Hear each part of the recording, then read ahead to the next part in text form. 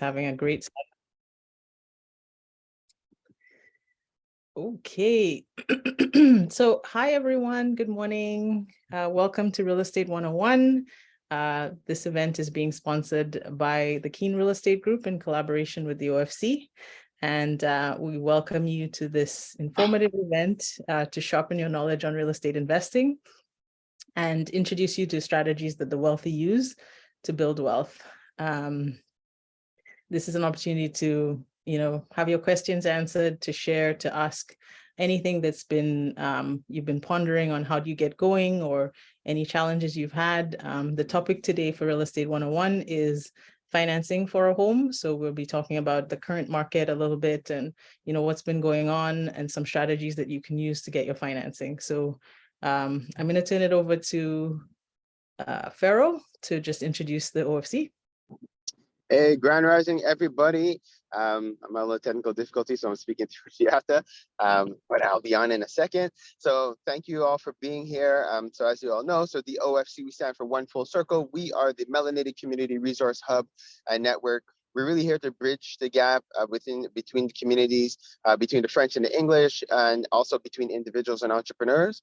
But also we're here to create opportunities like this, where we have the individuals in the community, as well as the entrepreneurs in the community who have questions about different topics. And this one in particular is real estate. It's really important for us to create platforms and opportunities to discuss real estate, because that is one of the most secure means of establishing generational wealth. And that is one of the main things of the OFC. It is establishing a solid economic foundation for our future generations. So I'm excited for today. I'm thankful for everybody who was able to join. And I'm just looking forward to everybody being educated today. So you guys have a great time, and I'm glad to be here. Awesome. Thanks, Vero. And then I'll turn it over to Andrea to introduce, just to share a little bit about us at Keen. Welcome, everyone, and thank you so very much for joining us. Farah, you did a great job. The reason why we're partnering with you is because some of what you're looking to do is similar to what we at Keen are trying to do, which is to build the knowledge base of people like ourselves, right? People of color, immigrants, women. We want to make sure that you are educated, knowledgeable, and you can build generational wealth and legacies where we haven't traditionally done that. We're going to change that. And events like this and opportunities like this will give you the space to ask the questions, to get the information, and to find experts like Candace and like Maxim who will be able to help facilitate some of what we share today, because you can't do it alone. You need that team of experts that will help you realize that. And at Keen Real Estate Group, we focus largely on education, making sure that we can help coach or consult and or provide you with property management needs. Make sure that we help with the whole gamut of real estate, because we are real estate investors ourselves. And so we know what it takes, and we know what most real estate investors are looking for. So thank you very much for joining us and taking the time to invest, especially at the top of 2023, in your self and in your family. Awesome. And so thanks for that, Andrea. And I would love to welcome our featured guests. Candace Henry is a realtor in the Toronto region, and she is very experienced, has more than 8 years experience in real estate, and prior to that as an investor herself. So Candace, I'd love to turn it over to you to introduce yourself. Hey, blessings. Thank you guys so much for having me. I appreciate the opportunity to help educate and be involved in that process. Just a little bit about myself. So I have, as mentioned, I've been involved in real estate investing for probably over 15 years now. I've been an agent for over 8, and I've been a broker for the last 2 years. So I just got my broker's license not too long ago as well. So God willing, maybe a brokerage in the future. We'll see how that goes. I have a couple different businesses. I also do business consulting to help businesses get off the ground, a la carte services or kind of project management. And I have a youth charity I was with one prior to for about 10 years, and I've established one of my own currently. And the point of that is literally exactly what we're doing here as well. It's to, uplift the community, introduce them to resources, and excuse me, it's kind of my way to give back in full circle. So now I do financial literacy and working to do things along those lines. So we can create this generational wealth on many, many levels, because wealth is money, but it's also health. It's also a lot of different things, right? So we want to have a full circle where our community is healthy and succeeding. Amazing. Well, welcome and thanks for joining us. And then Maxime is a mortgage specialist and works with the Bank of Montreal in the Montreal, Quebec region. He has loads of experience and he's here to share just some tips and just give some knowledge on how to get your financing. So Maxime, I'll turn it over to you to introduce yourself. Thank you very much. My name is Maxime Mollet. Yes, I do a mortgage in Quebec, but I can do for the whole Canada. Not only for Quebec, but Toronto, Vancouver, I can do everywhere in Canada. I have more than 8 years in the mortgage field. I'm here to answer all your questions about the mortgage, what's good, what's not good, how you can prepare to do an application for a mortgage. I speak French and English also. So for French people, if, for example, you prefer to speak in French, I'm fluent in French also. But thank you very much for the invitation, and thank you very much for everyone to being here today. Okay, awesome. Well, and thank you for everyone who registered. We're excited and pumped that you took the time to be here. So we'll just get into it. Today's event is really a Q&A style. We want to make it conversational.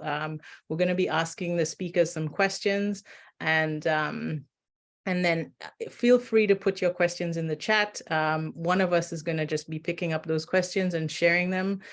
So as we go along, it's not going to be a huge presentation style, but it's just going to be an opportunity to just get a lot of information out there and get some specific questions answered. So let's start with Candice, and we can turn that question over to you afterwards, Maxime. But Candice, tell us about what you're seeing in the industry over the last 10 to 12 months and what you're seeing in the provinces. What's the state of the real estate industry right now? Okay, well, I'm licensed in Ontario, so I can speak predominantly to Ontario. I have dabbled in, Calgary, the different other places, so I know a little bit of information there.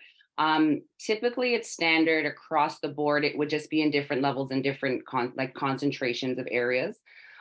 So between, I guess, 2022 and now, just kind of taking it a little bit before then, I'm not sure if everybody's aware that in 2020 and 2021, it was crazy in terms of home pricing. So we were at the peak.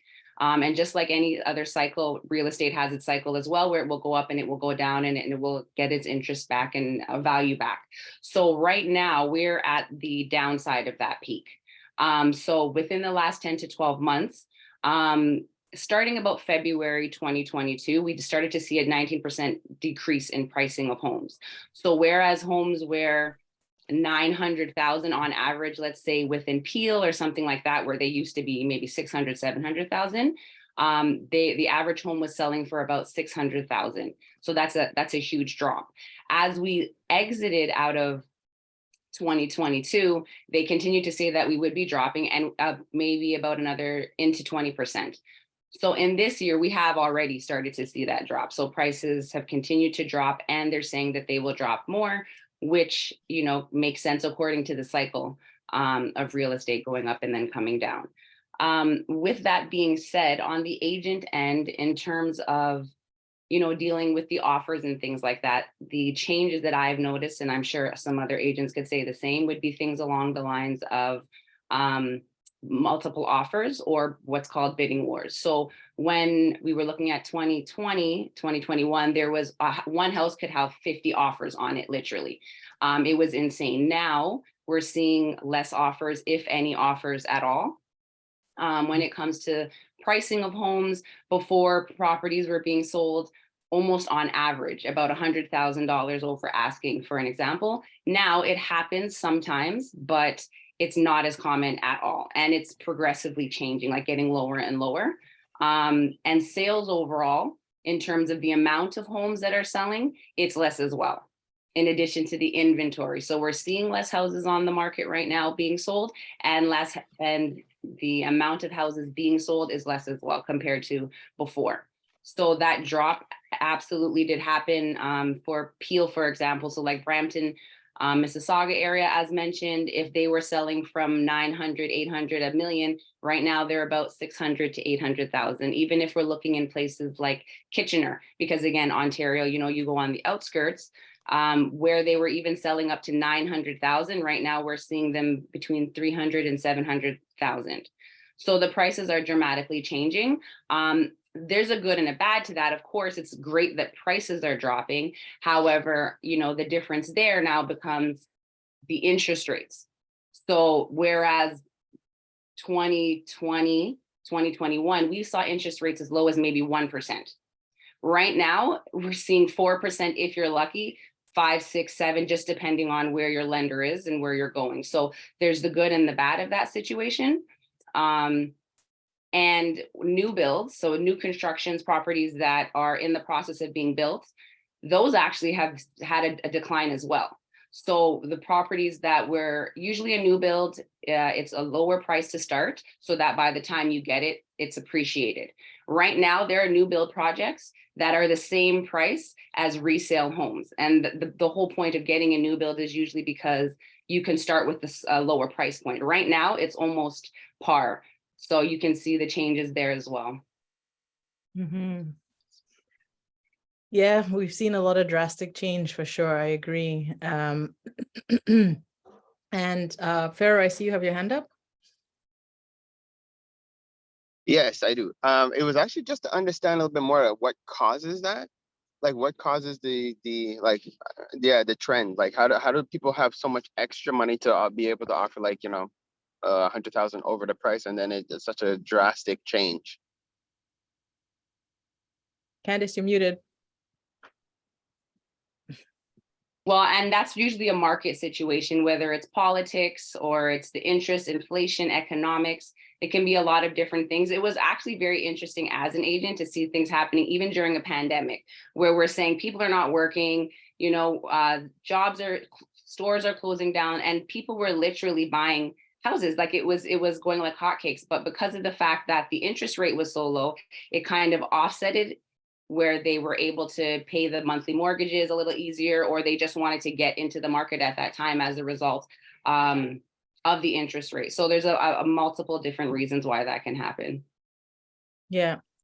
And Drew, I see you have your hand up. What I'm going to do is I'm going to let Maxim just share a little bit about what he's seeing in the market right now, and then we'll take your question, okay?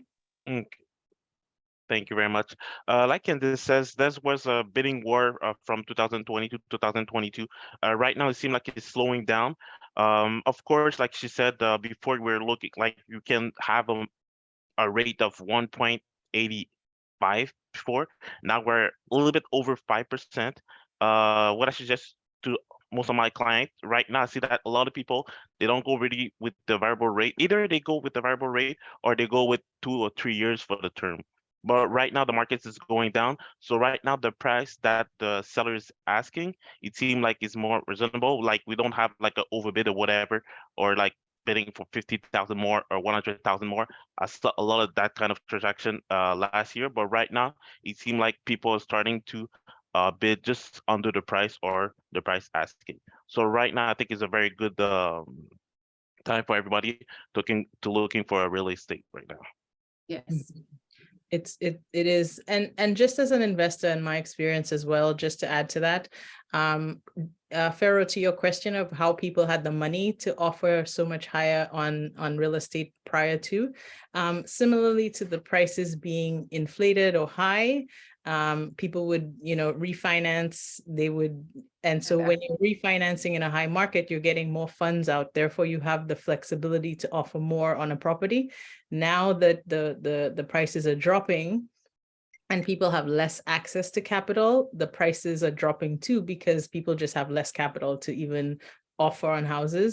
And then from a payment structure, you know, the income is not going up as fast as the interest rates, and therefore the amount people have access to when they get their approvals is much lower. So it's really a, you know, the market cycle impacts so many things, just from an access to capital and your ability to repay those mortgages. So that's what's impacting, I think, a lot of what we're seeing now in the market. So Drew, you had a question. Do you want to ask your question? Yeah, hi, good morning. First off, thanks very much for this information session, and you know, shout out to the GoFC for also helping to put this together.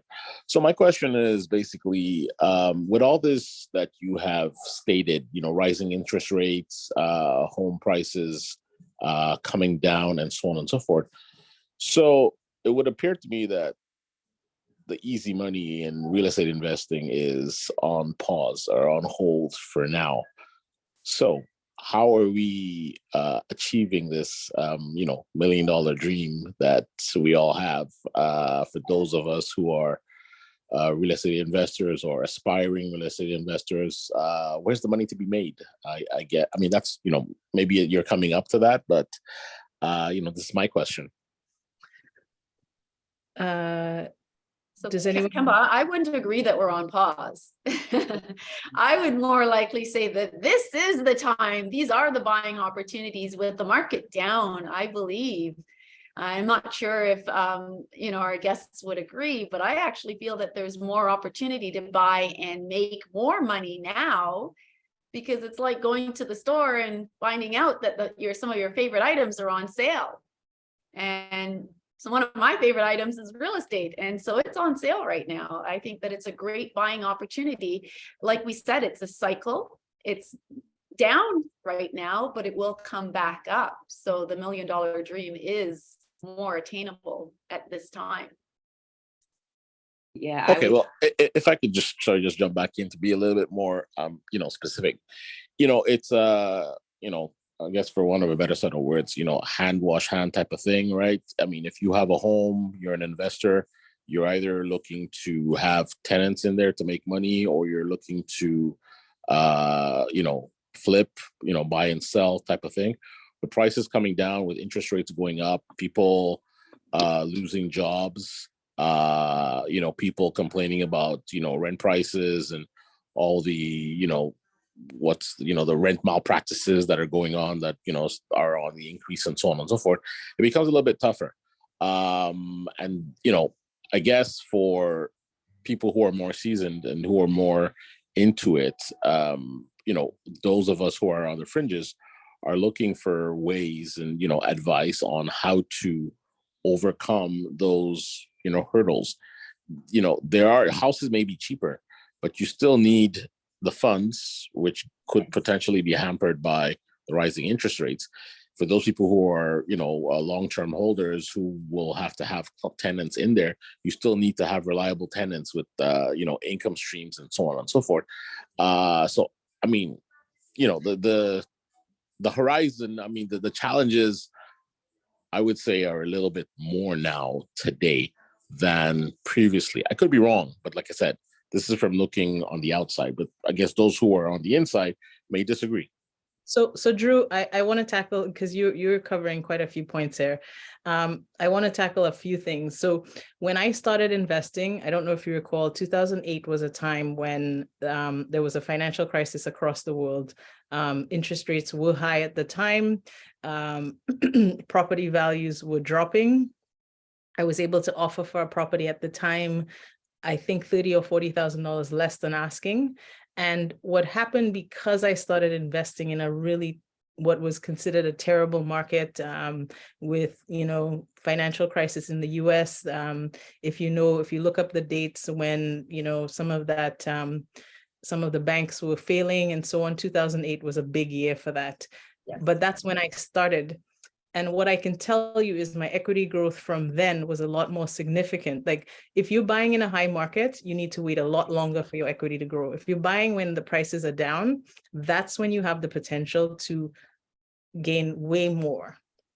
From access to capital, You're right. It is tougher. And that's kind of why we're talking about financing right now, because we do recognize that with interest rates being higher, it is a lot tougher to get in, but there's still things that you can do. And we encourage people to go out there and look at what real estate is doing and potentially make offers. And if you can negotiate better pricing, because now if you find people who are motivated to sell, they're motivated to sell. This market is hard on some sellers. The interest rates are so high, they want to get out. These are opportunities for you to get in at a better price and then wait for that appreciation, which it's just, we don't see this type of market for 10 years. Like when I say 2008, I haven't seen a 2008 type market for, what are we in now? Time. Yeah, just as Yeah, we had 10 years of just, yeah. right. It's a long stretch that we've had, Kemba. Yeah, it's a long stretch. So I think the reason we're doing this is to say, from experience, and I see Candace is shaking her head, I see Max is shaking, we have the experience of coming through these times and saying to you, now is an important time for you to get in, because as much as there's a lot of rhetoric about bad tenants and so on, there's things that you can do to mitigate for that. You can I mean, we have some resources out there that we talk about how to vet for tenants, and so on. And you have to have some, knowledge, or rely on experts like Candace and Max to help you as a new person coming in, so you don't make the mistakes. I used to have a teacup when I was a kid. Learn from the mistakes of others so you don't make them all yourself. Like, get in there and get resources that will help you so that you're avoiding some of those pitfalls that, sort of proliferate the market, where people are like, oh, I can't do it because, I may get bad tenants. But you may not if you do it right. You know what I mean? And then that's how the potential for you to grow is. So I'm not going to talk anymore. I'm going to turn it over to the other folks. Yeah. Just to speak to what you're saying as well, it's pretty much you're buying your property under value. So just like you're saying, that's why you'll get the most increase later down the road, because you already bought it maybe say $50,000 less than what it was already worth. So you already put that right back into your pocket. And the way I like to look at it with my clients, when you're investing, it's obviously a different atmosphere than when you're living in it residentially for yourself. And, you have to pay those bills every day, and you have to make sure everything's paid to an extent, because I also tell, my residential clients, or the people who will be living there, at a worst case scenario, you rent out your house, you rent out your house, you live in a 1-bedroom apartment until things go up. Like, we have to be able to make these sacrifices to make your money grow for you, because that's how there's so many millionaires made in real estate, because people take the sacrifices, you get your information, and you go from there. So it's really about picking and choosing the opportunity that works for you. My opportunity might not be the next person's opportunity. The 50,000 opportunity might not be the $1 million opportunity. But at the end of the day, it's like we're saying, you find the situation that makes sense, you make the numbers work, and then you grow from that. It's just the stepping stone to the next one. Yeah. But in this type of market, that's when you'll fit in the best, because you're already getting things on sale, as was mentioned. Yeah. So thanks for that, Candace. So we do have some questions in the chat, just so we don't get too far past them. I heard, so Sandrine said, are you seeing similar price declines in condos? And I think that's when you were speaking, Candace. Are you seeing price declines in condos? Yes, absolutely. Yeah, I mean, it's the same across the board. Yeah, the condos actually shot up just as much as the homes. And obviously there's a difference between condos and freeholds. I'm not sure if everybody knows the difference there, but usually condos hold a little bit less value, only because of the fact that you have to pay the maintenance fees, there's extra expenses. A freehold property, you actually own the land that you're on, things along those lines. But yeah, it was right across the board. Okay. Thanks for that. And then someone else said, I left my job to build a business. I think it will affect my chances of getting assistance from the bank, I would imagine. Yes. So Max, what do you think? Somebody who's gone self-employed, a lot of us took the chance during, and myself included, I'll say it, I jumped ship. So I totally understand. What do you think about people who've sort of taken that leap into their own thing? Yes, of course. If you become a self-employed and it's less than 2 years, it's going to be a little bit harder to be approved for a mortgage. But of course, we have solution. We can approve you if, for example, you have a lot of saving, a lot of RSP, and it's a good amount. We can approve you based on the fact that you have a lot of saving on the side, and also we can see maybe to have a co-signer. If, for example, you want to you want to buy a house, you can have maybe someone that can co-sign with you to approve you for the loan. But of course, if you just left your job and you just like create your own business, usually we're gonna ask for 2 years. We can do an exception depending of the field for only 1 year. If we see that it's good, it's a good field and everything, like it's always case by case. What I mean by that is it's not because you just left your job that you're not gonna be approved. There's a lot of solution. There's a lot of option that is still available for you. And I'm going to add 2 cents to that, if that'll help you buy. But there's also getting the property to help you get approved, in that if you look for property that has income already, so for example, it has a basement apartment that's already generating income, that can go towards your approval. Granted, they only usually take 50% of those that income towards your income. So it's not like if it's $2,000 rent, you're only going to get $1,000, but that's still adding $12,000 to your annual income. And then obviously, if you find a property that has maybe 2 or 3 units, that's even better. So having the property help you get approved is also a strategy that you can use. And then maybe for a later session, I think we're going to talk a little bit about investing commercially in multifamily. And so that's also a strategy to go for when you think of, I don't have the approval capacity myself. One thing I'll note though, in all cases, having good credit is important. So whether or not you're investing commercially or personally, making sure that your credit is in order is an important factor. And that there's income, Kemba. So the income can come from you or from the property. Yeah, for sure. Or assets, like Max stated too, assets. Sorry, there's someone in the group that has Hamsdale. He has his hand up. Yeah, Hamsdale, go ahead. He has to just maybe unmute him. He has to unmute. Hamsdale, you're asking, or even Nadine, who has her hands up, one of them on mute. Hamsdale, you're muted, so I don't know if you're asking your question, but. Hi, can I ask my question? Yes. Sure, go ahead, Nadine. So the thing is, for me, I've never owned anything. I've now come up in my life where with my career, I make a lot of money. But I don't know what to do in terms of the down payment. I don't know how much money I would need to put down. So can you give me an average of how much that would be? So I have an idea. Oh, so, Hamsdale, sorry, says he can't unmute, but maybe Maxine can answer that since you're the BMO, right? Yeah, exactly. So for the down payment, the minimum is always depending of the amount of the mortgage. So it's always 5% the minimum for the down payment. If, for example, you want to buy a house, if the mortgage is going to be over $500,000, we talk about 10% of the difference. So that means that the 0 to 500 is going to be 5%, and what is over the $500,000, it is 10% that you need to put as a down payment. And what's this interesting at the Bank of Montreal, depending on your situation, of course, there's gonna be a lot of calculation, but we can do a loan for the down payment. To help you to have a down payment, we can do a loan for the down payment. But of course, your debt ratio need to be like under a certain percentage. But what is good with the Bank of Montreal is that you can do a loan to finance your down payment. There's a program, I think it's with the CMHC. I need to verify, but it's a program that we offer. Is that for first time, Maxim? Is that for first time buyers only, or can I also qualify for that?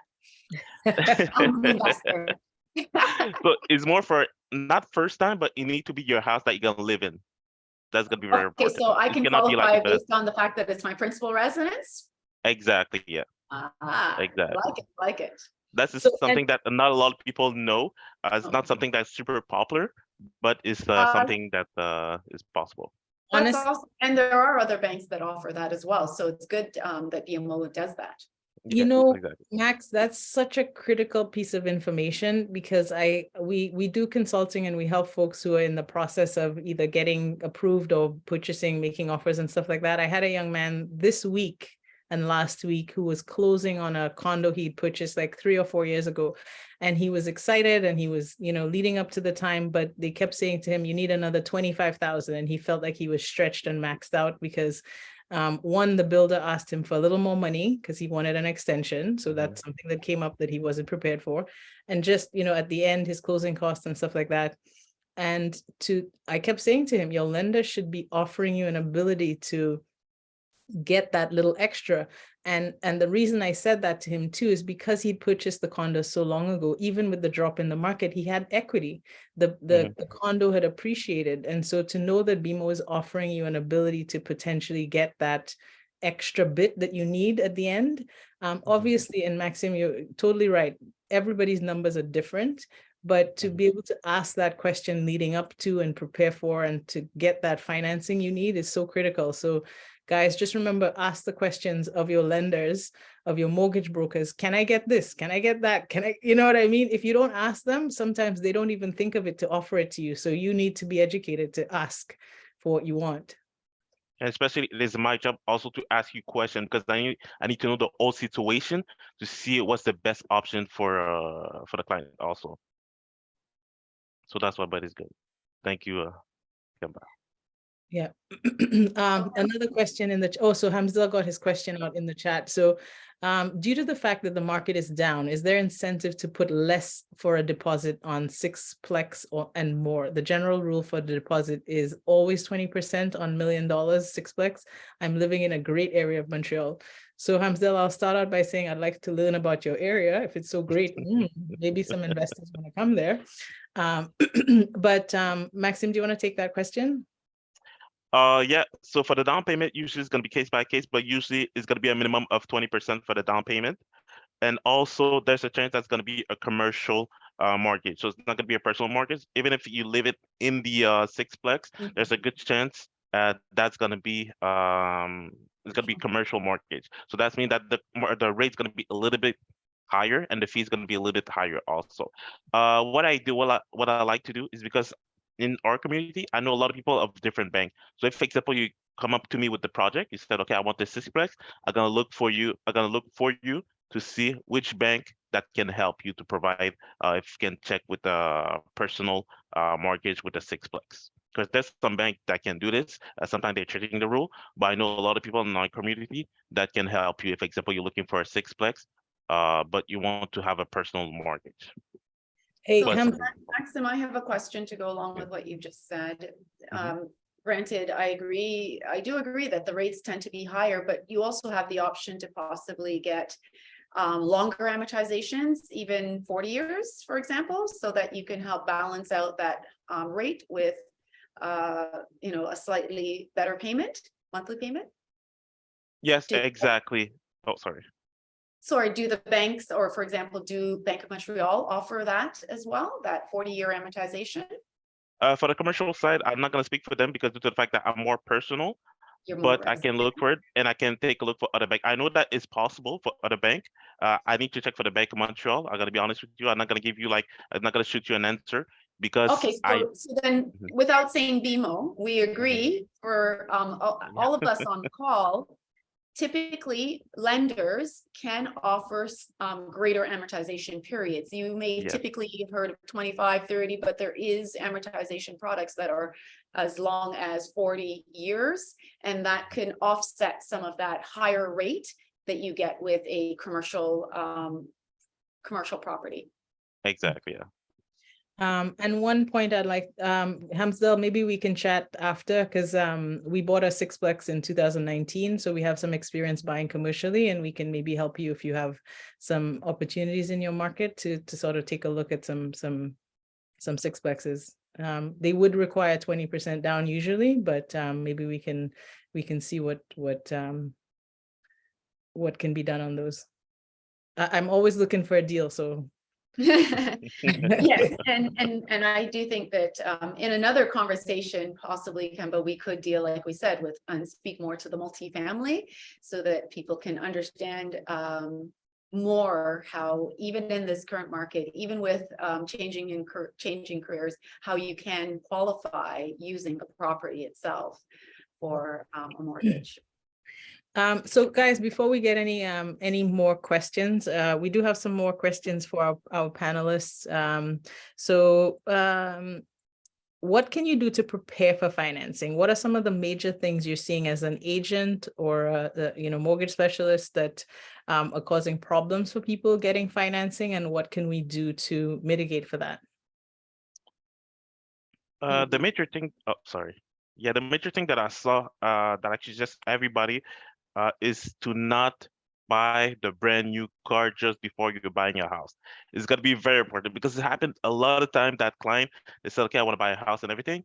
And there's an inquiry into the credit bureau. As an example is a Mercedes inquiry because they want to check on the credit bureau.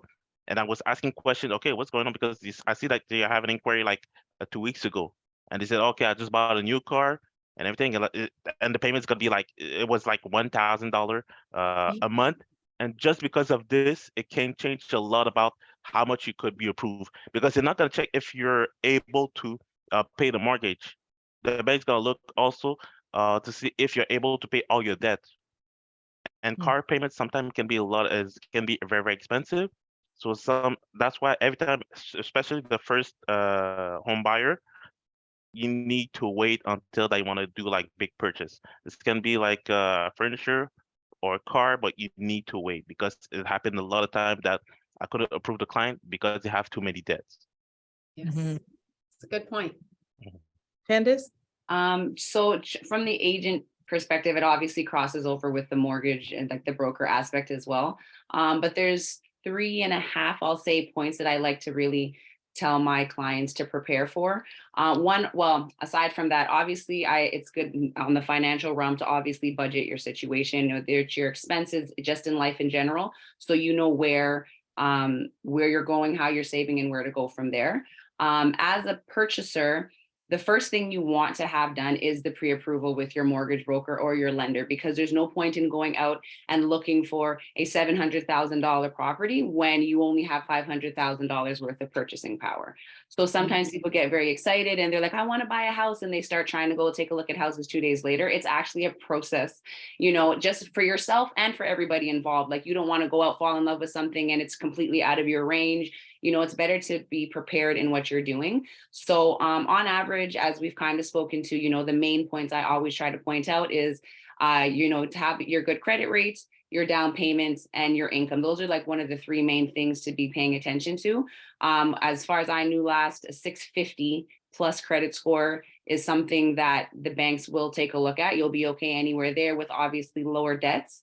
And then, as we already spoken to, the down payment. And then income depends on the price of the property that you're looking to buy. So different income brackets qualify for different purchase prices. Lastly, we want to keep in mind the closing costs. So like we mentioned before, some clients might not have that extra buffer of money. So whether we're looking closing costs are maybe 1% of the purchase price, depending on where you are. So we're talking about like the lawyers, sometimes those are about $1,000. Land transfer taxes, there are rebates for that for first-time home buyers, something that not everybody knows. Your inspection of the home. So when you go look at the property, you want to make sure you have money to inspect it if it's an older property, so that you're not buying a $500,000 home which has $100,000 worth of repairs in the back end. So just a couple of things to look into when it comes to that. The only other thing that I think I would want to mention is not to co-sign for another person on anything while you're trying to finance something for yourself.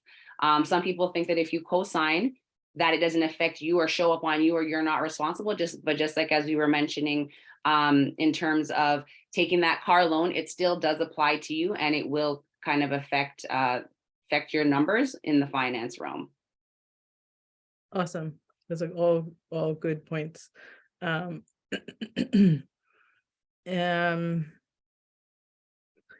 Any tips that we can think of, do those tips also apply to investors, would you say? Like, does it matter if you're an investor or first-time buyer when you think of those tips? No, I think it's across the board. The only thing I would say maybe is there's different incentives for investors versus first-time home buyers or home buyers in general. So always something to look into when you're on either end of the spectrum. For sure. One thing I would add too is, guys, we talk about this in the courses that we do, but get organized, because when you're ready to go for financing, you know, the lenders are asking for your taxes from the previous 2 years. So you want to have that ready to go, like your notice of assessment, your filed taxes. So you never want to be behind on that, because I can tell you, you know, for you to get your accountant or to do your taxes, file it, wait for CRA to come back. Sometimes the opportunity, you've missed it. So things like that, have your paperwork really ready and handy. So job letters, these things all take time. And when you're working with real estate, sometimes time is of the essence, right? So you find a deal that's really good. And in this market where you may be making an offer to a seller who's willing to negotiate with you, he's willing to negotiate with everybody too. So you don't want, you know, when you get a good opportunity, that you're now looking to get that paperwork in order. So taxes, credit, and what did I say? You know, job letters and other supporting documents, kind of gather that stuff together. And maybe some things may be still dated. So you want to make sure that whoever's preparing those for you, like job letters, like tell them, hey, I'm looking. So like, I need a letter to be ready when I need it, so that they're not now taking a week or taking time to get you those things. So just thinking about just being organized, that's also really important. I could actually add one more point. I just kind of wanted to touch on a couple of things. What I notice sometimes with first-time home buyers is when you're looking for your financing, they jump around to a lot of different people trying to compare options, interest rates, and individuals. So that is not a good thing to do, because a lot of times these people will pull your credit each and every time you submit an application. When you fill out an application, a lot of times you don't read the fine print where you sign, and it says that you're giving them permission to pull your credit. So that's something I like to make my clients aware of too, just to be very careful that when you're starting, find a home base to deal with your financing and have your credit pulled either closer to when you're solidifying something, or just within that one spot, because otherwise your credit's going to decline as it gets hit, and you're just going to have, it's going to be on record that I went to BMO and I went to this and I went to that. So just something to keep in mind to keep your credit in a good standing and your history in a good standing as well. And if you are shopping, Candice, I think, which is also acceptable, because I think I can shop around, but say to each party that I'm not allowing you to pull my credit, right? Or I'll share with you what my report looks like, because when I pull it, there's no cost, or the hit is not the same, right? Yeah. Equifax is really good for that, and it's one of the most reputable to the lender. So yeah, absolutely. Mm-hmm. Good point. Exactly. And just a small thing also, I would just want to add, is also for the funds that's going to be used for the down payment, please keep it into your bank account. I know my mom, she's like this, she's going to keep it in the house, but it's going to be very important to keep it on the bank account, because you need to be there for 3 months. You need to show to the bank that is money that you save and is into your bank account for at least 3 months. It's going to be very important. Also, you can use, if example, you want to you have a mom or dad that want to help you for the down payment, you can use also their help as a gift. It's possible, but it's going to be very important that if you want to buy a house, to keep the money into your bank account for at least 3 months, because that's the one of the first things that the bank's going to look at. Because it happened in the past that I had some client that they says that they have the bank the down payment, but it was not into the bank account, and because of this, I need to go look for exception. I need to explain the situation and everything, and sometimes the bank's gonna say yes, sometimes the bank's gonna say no, but it's very important the bank need to see that it's not something that you didn't borrow the money for the down payment. That's the thing that the bank's gonna look at. So that's why it is very important, if you have funds for the down payment, to keep it into your bank account. Okay, awesome. Now, Maxim, I think, and I don't know how comfortable you are with these questions, but what are the alternatives to bank financing? What options do people have out there for non-bank financing? Is there other things that you can do if you're not getting through with the bank? I gotta be honest with you, it's not my forte. It's not something that I know too much. I know that I have some people that of course, there's some virtual banking that can help you with this. Of course, I can direct you to the right people, but in this, usually the best thing is to go with bank. But I'm not gonna go through this because I gotta be honest with you, it's not something that I know by heart for this. Okay, okay. But I can take a look. If, for example, they come up to me, I'm gonna take a look to see mortgage broker. I'm gonna explain the situation, and they can take a look to see if it's possible on their end. Yeah, so Candice, I would say maybe Max doesn't, Maxim doesn't know, but I would recommend that you could, and especially for myself, Maxim, as a real estate investor, I absolutely would want someone to shop around for me, and that's where I would go to a mortgage broker. Because like Candice said, pulling my credit or my report each time is not ideal. A broker or an agent that I'm working with would know that they don't have to pull it until the time in which I need it. And they can come to you, Maxim. They can go to, other lenders and look at the, the spectrum of who is willing to approve me based on my application. Mhm. Because Yeah. I may not always get approved by a tier 1 bank, like an A bank, but I may be able to be approved through a Schedule B bank or otherwise. Yeah. And some of the, the pros and cons of like maybe moving away from the banks, that those private funds or B lenders, their rates are higher. Their approval criteria is maybe a little lower, so they're willing to take on a higher risk, but for that higher risk, they want a little more cushion and payback. So if you find it hard to get approved with a Schedule A bank, which is like the BMO, RBC, CIBC, any of the big 5 in Canada, and even some of the credit unions and so on, their criteria is just stricter. So it's sometimes harder to get approved, but then you pay less interest. So there's a give and take. You're having less risk with them, and so therefore they give you cheaper rates. But the other lenders who are B lenders and private lenders, they just charge you more for the mortgage, and so it's to balance that out. One of the things I'll say to you is if you're considering any financing right now, consider shorter terms.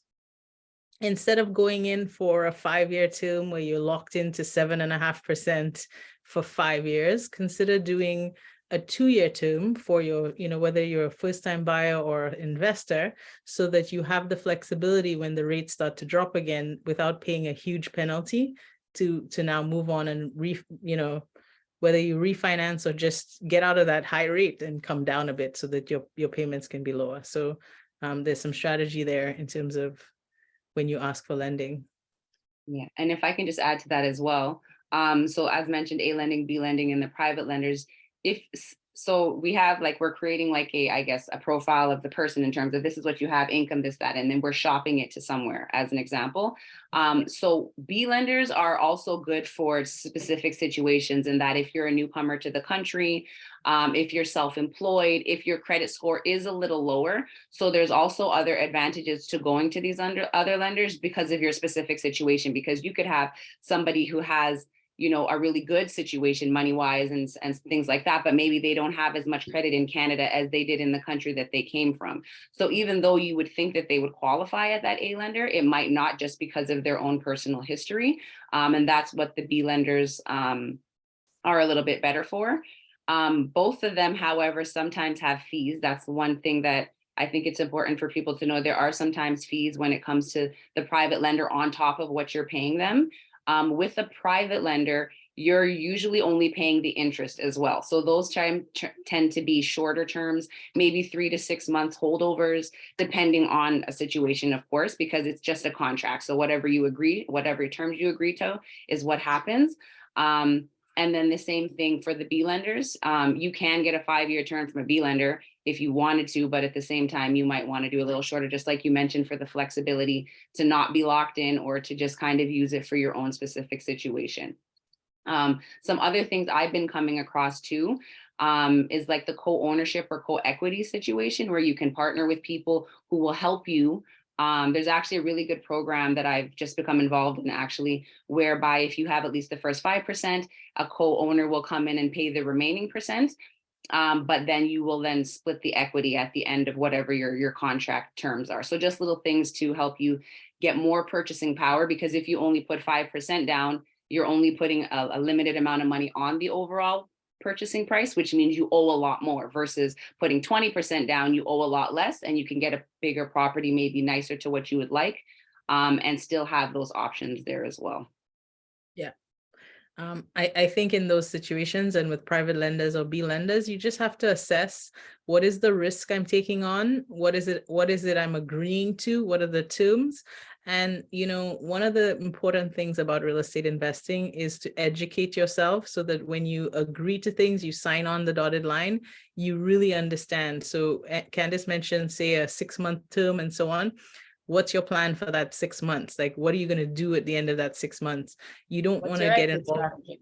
What is your exit strategy? You don't want to get involved with any predatory lenders. You want to make sure they're reputable people and that they're going to help you into that next step that you're planning. And so we just want to make sure that we do have one question in the chat. So what about the old school concept of I think it's a comment. Oh, I agree. It's the susu, right? which is saying, yeah. I think it's Pharaoh, I hope you're writing that down. OFC Susu. Because, you know, that might be something to consider. Like, you know, that's a community way of financing. Like, we're being our own bank that way, right? So I think that's a great idea that helps people accumulate their down payment faster. It's a forced way of saving.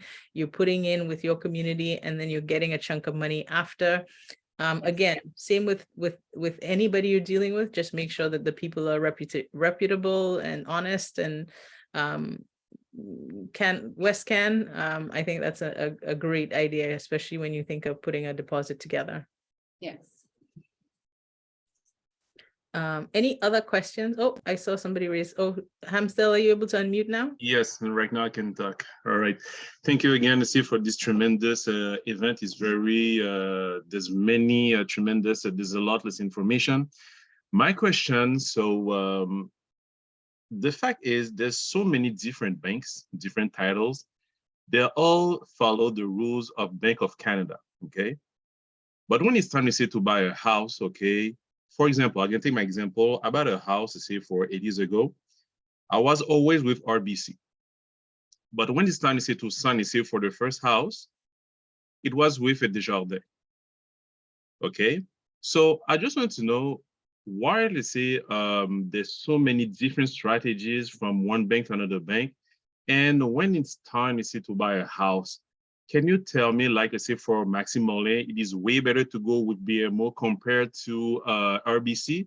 So are there in the market in Canada some banks more flexible for the first purchase of a house or even an investment? So because we have BMO, RBC, TD, everything, but we don't know which one to choose. But when we have a broker, and based on our situation, financial situation, they're gonna say, oh, okay, even you are with RBC, it's better to go with Desjardins or with TD. So why this difference, you know? So because it could be sometimes confusing, let's say, for a person, you know? So can you help me, let's say, with that, you know?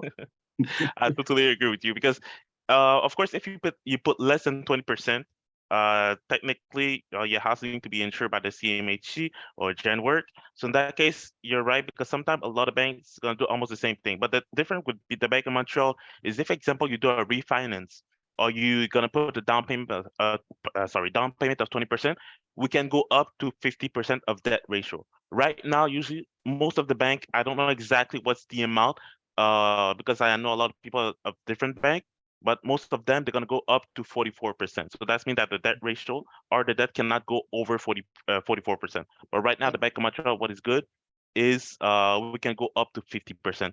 Also, when, example, you put a down payment of 20% or you do a refinance, if, example, your credit bureau is not that good, is under 650, we can always find a way, if we see it makes sense,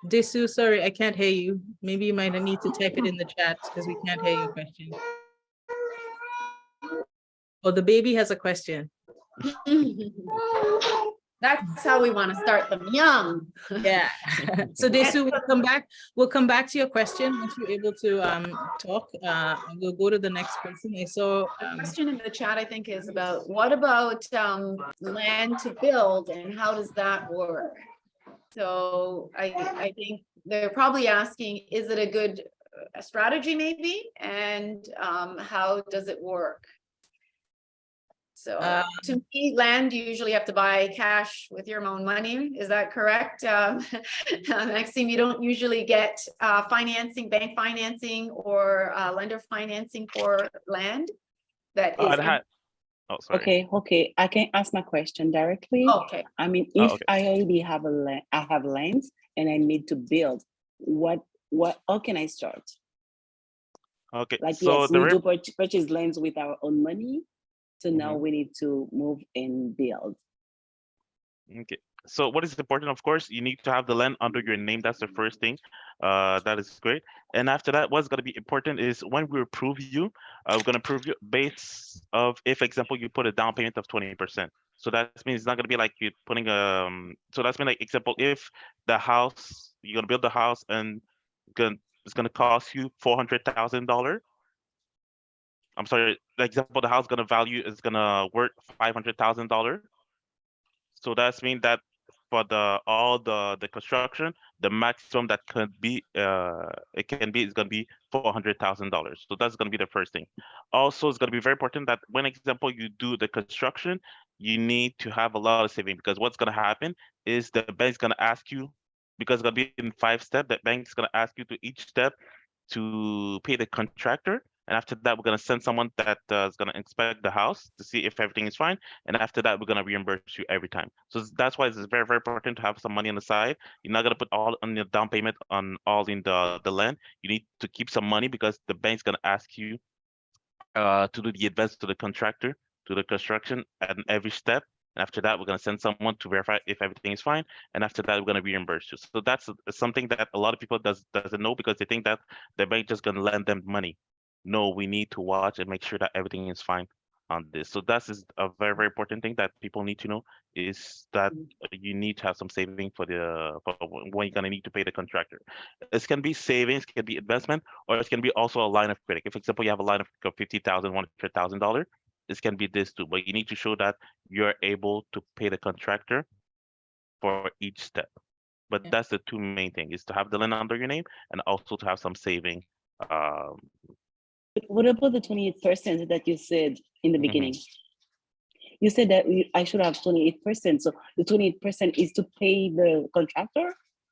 No, the 20% is more like the bank is gonna be, okay, I gotta explain another way. The bank's gonna be open to finance your house for 80%. Oh, okay, got you. I missed that part. Thank you. Yeah, sorry, it's my fault. It's not like, because usually when you want to buy a house right now, it's gonna be either 5%, 10%, or 15% around that. But when example is to build a house, the bank's gonna be they're gonna be open to finance up to 80%. So that's mean that after they do all the evaluation, after example, if the house is built, the bank will be willing to be financing 80% of this. So that's what's a bit different than when you want to buy a house that is already done. Exactly. And second thing, if example you have a land under your name, example the land is worth $100,000 and you don't have any loan for this land, like example is free and clear, you can use it as a down payment. So that's mean that you don't need to take money from your pocket because the land is already there. So technically you already have your 20%, and you can start building the house. Okay, got you. So better if it's paid off. Exactly, it's better when it's paid off. The If land, it's not paid, yes. exactly, the land. If it's not paid off, technically we can put it into the financing also. Okay, so technically, basically, I have my land and I'm gonna borrow my land to borrow money. You're gonna do what, sorry? I'm gonna borrow my land to borrow money. You're gonna because borrow I put my land as a collateral. Yeah, you're to gonna have more money from the bank. potentially. It depends on where it's located, and there's some factors. But I think so, because we're getting to the end, Casey, what we'll do is we do have a session planned on land development, so we can talk more at that session. And I would really love for all of you who are on this call to register for the coming sessions, because we have different topics. The next session will be on multifamily. So register for that one. We'll talk about, that getting that commercial financing, looking for good properties, a little bit of analysis. We'll have a guest for that session, and then we'll follow up with some land development in future sessions. So we don't want to take up too much of the time, because it is a topic of itself. Like, That's so true. Thank you very much. Yeah, no problem. I'll be there. I will try to be there. Okay. You know what? I'm gonna be there. Just so you didn't get to ask your question, but you can always reach out to us after. We would love for you to, get that, whatever it is you wanted to say out there, even if the babies were interrupting you. I think Pharaoh's put the Eventbrite link in the chat, so you guys can register for future sessions. Please share with your friends and family, whether or not they're OFC members. We would love for them, 1, to join us, and 2, to join the OFC. If they're not OFC members, don't give them the code. They need to join OFC to get in free. Let them come in. We want people to join the OFC and be part of the community. So please share the link and get everyone registered. Thank you, Hamzdel. We're glad that you enjoyed the session, and we hope you all learned something today. Also, that it's possible. There are ways to do it. There's experts like Candice out there, like Maxime out there, like ourselves out there, who can share with you information, give you access to products like properties out in the GTA, products like BMO has to offer, 50% credit servicing is important. So please connect with us. Candice, do you want to just share how people might get in touch with you? Yes, absolutely. I can be reached at CandiceHenryRealEstate@gmail.com. So my Instagram is also Candice Henry Real Estate, and my website is also CandiceHenryRealEstate.com. So very easy. My number is there as well if that works better, 647-444-0058. So any of the above, I'm always available. Is it okay if I make one quick point before we finish? Just agent speaking. I know the bigger goal is investing and owning 100%, but I do also want to talk to those who are listening to this to plan to get there and are currently renting. Because our community, I don't think, understands certain dynamics of renting properties. And I can speak to Ontario with a real estate agent, and I've seen this so much that I just want to put it out there so that can be passed on. We talk about credit scores for purchasing.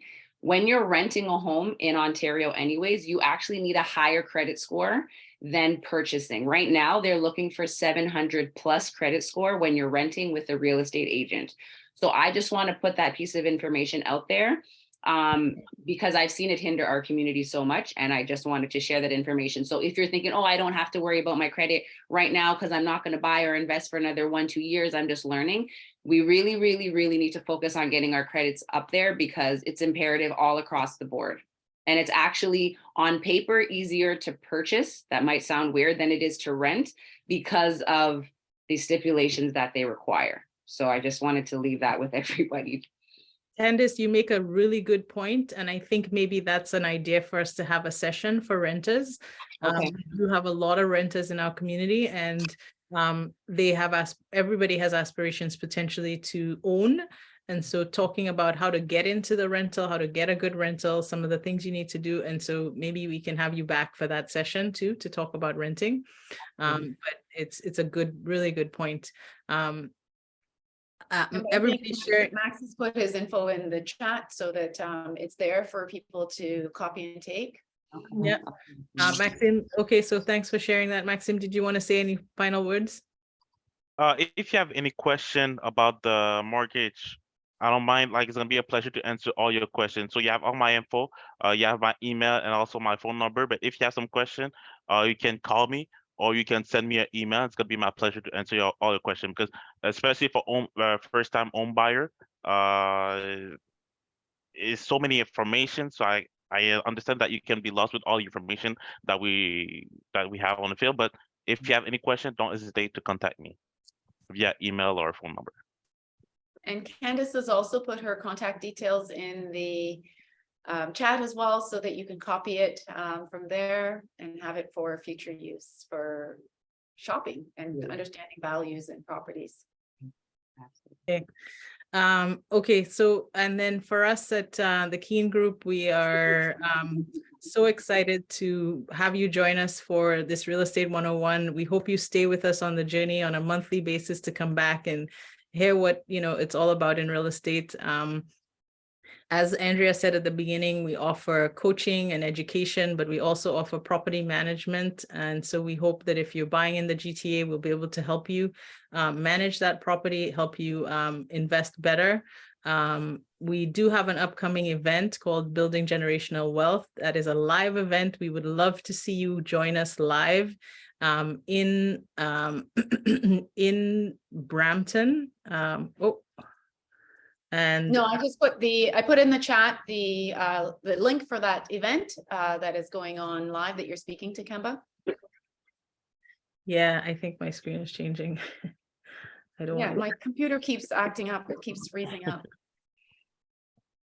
Okay, yeah. So it's an event that we would love to meet you at. It's a great opportunity. I have a friend who says belly to belly, so we can see you, we can shake hands, we can talk, we can have community live. So it would be great if you got a ticket to that.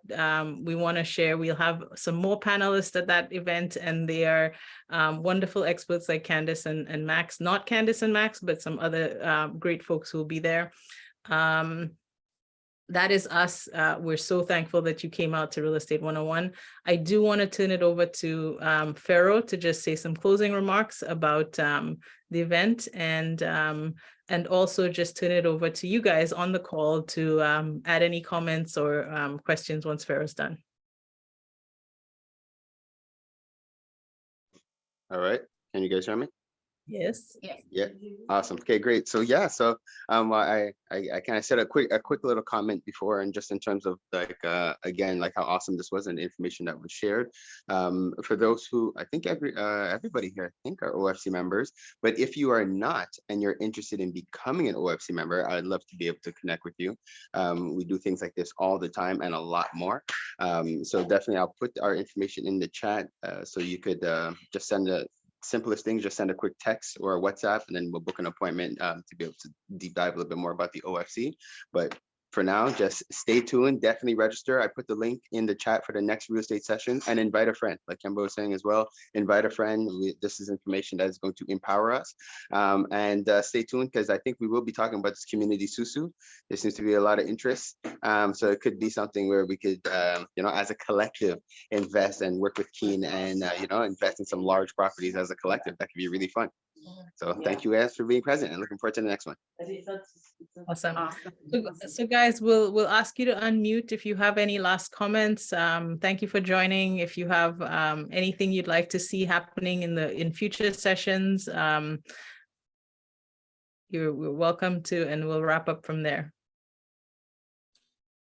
Thanks so much. Have a wonderful weekend. Thank you. Welcome. Keep going with these informational sessions. Very great to see for all the team. Thank you. Thank you very much. Okay, guys.